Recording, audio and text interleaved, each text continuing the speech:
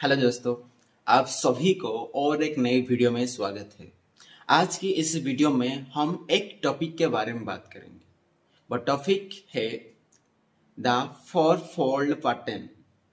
ये एक्चुअली है क्या एंड इसकी हमें जरूरत क्यों है एंड एक्चुअली ये कहाँ काम आता है एंड ये कैसे हमारे लाइफ में अफेक्ट करती है। ओके तो मैं इस टॉपिक को मैंने आज रीडिंग करा सुबह ही एंड उसके ऊपर मैंने एक नोट लिखी है एंड उसी नोट को मैं आपको पढ़ के सुनाने वाला हूँ एंड सुन के आपसे समझने को कोशिश करिएगा। ओके, बहुत इजीली समझाया मैंने, तो बिना देर किए मैं शुरुआत करना चाहूँगा इस वीडियो को। कभी सोचा है हम लोग कब रिस्क लेते हैं और कब रिस्क लेने से बचते हैं? लगता है कि हम हमेशा लॉजिकल डिसीजंस लेते हैं, पर सच यह है कि हमारे डिसीजंस के ऊपर ज्यादा डिपेंड करती है। किसके ऊपर डिपेंड करती है? इमोशंस के ऊपर करते हैं। डैनियल कैनीमान, जो कि इस बुक की ऑथर हैं, थिंकिंग फास्ट एंड स्लो, एक पावरफुल कंसेप्ट बताती है, द फोर फोल्ड पैटर्न। ये पैटर्न समझ आया तो आपको अपने खुद के डिसीजन एक नई एंगल से दिखेंगे। ओके, इस कॉन्सेप्ट को शुरुआत करने से पहले आपको एक स्टोरी सुनाना चाहूंगा। वो स्टोरी ये है, एक बार एक छोटा बिजनेसमैन था। उसका काम ठीक नहीं चल रहा था और उसके पास दो ऑप्शंस थे। पहला ऑप्शन, अपना बिजनेस बंद करे और बचे सेविंग्स से अपना नई जिंदगी शुरुआत करे, और दूसरी ऑप्शन यह थी कि एक बड़ा रिस्क लोन ले और सोचे कि शायद सब वापस ठीक हो जाए। उसने रिस्की लोन लिया, पहले से ज्यादा डेब्ट हो गया और आखिर में सब कुछ खो दिया। ये क्यों हुआ? क्योंकि उसने सोचा कि श्योर लॉस को एक्सेप्ट करना ज्यादा पेनफुल है और एक छोटी सी उम्मीद के लिए उसने और बड़ा रिस्क ले लिया। यही तो हम सब करते हैं, चाहे लॉटरी टिकट खरीदना हो या इंश्योरेंस लेना हो। हमारी इमोशंस हमारे डिसीजन को शेप करते हैं। अभी आते हैं इसकी कंसेप्ट के ऊपर।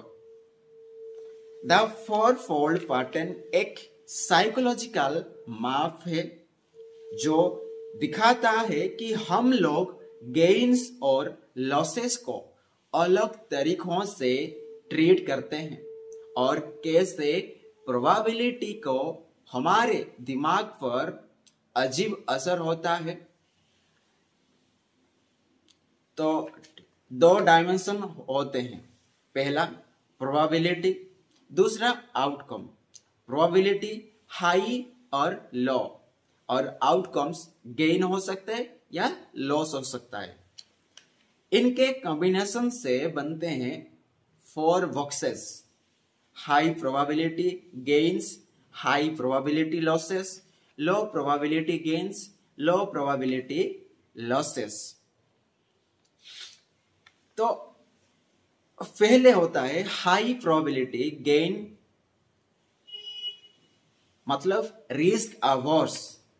जब कुछ जीतने का चांस बहुत ज्यादा होता है, हम सेफ ऑप्शन चूज करते हैं।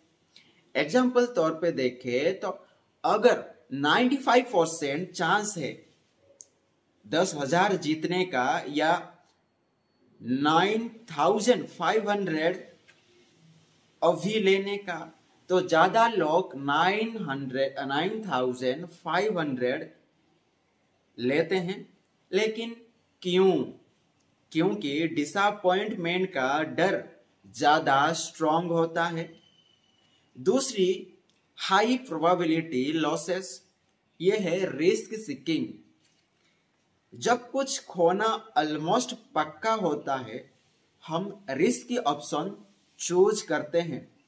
एग्जाम्पल तौर पे देखें, अगर 9,500 का शेयर लॉस है या 95% चांस है 10,000 खोने का, लोग गैम्बल करते हैं। लेकिन क्यों? क्योंकि शेयर लॉस इमोशनली अनबियरेबल लगता है।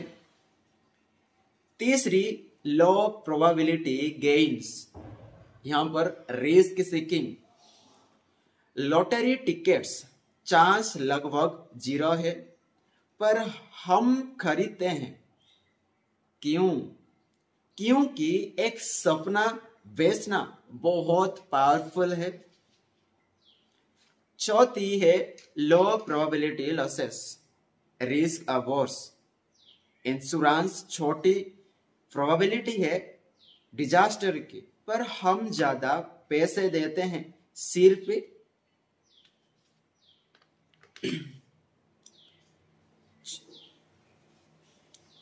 ये हमें लगता है कि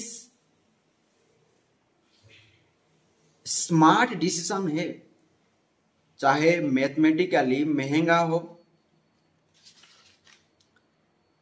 लेकिन फोर फॉल पैटर्न क्यों मैटर करती है? Why it matters. ये पैटर्न समझना जरूरी है, क्योंकि हम अक्सर गलत जगह रिस्क लेते हैं और गलत जगह सेफ खेलते हैं। एक सिंकिंग बिजनेस और रिस्क लोन्स लेता है और डूब जाता है। एक आदमी लॉटरी टिकट्स पे पैसे खर्च करता है, अपनी स्किल्स पे इन्वेस्ट नहीं करता। हम इंश्योरेंस पे ओवरपे करते हैं, पर सही जगह पे सेविंग नहीं करते। कैनीमैन कहता है, रिस्क लेना प्रॉब्लम नहीं, गलत जगह रिस्क लेना प्रॉब्लम है। अगर हम ये पैटर्न समझ ले तो हम होप और फियर के चक्कर से बाहर निकल सकते हैं और ज्यादा लॉजिकल बैलेंस्ड डिसीजंस ले सकते हैं। द फोर फोल्ड पैटर्न हमें दिखाता है कि हमारे चॉइसेस सिर्फ नंबर्स बेस्ड नहीं होते, वो इमोशंस और बायसेस का खेल होता है। अगली बार को डिसीजन लो, अपने आप से पूछो, मैं ये चॉइस होप की वजह से कर रहा हूं या डर की वजह से?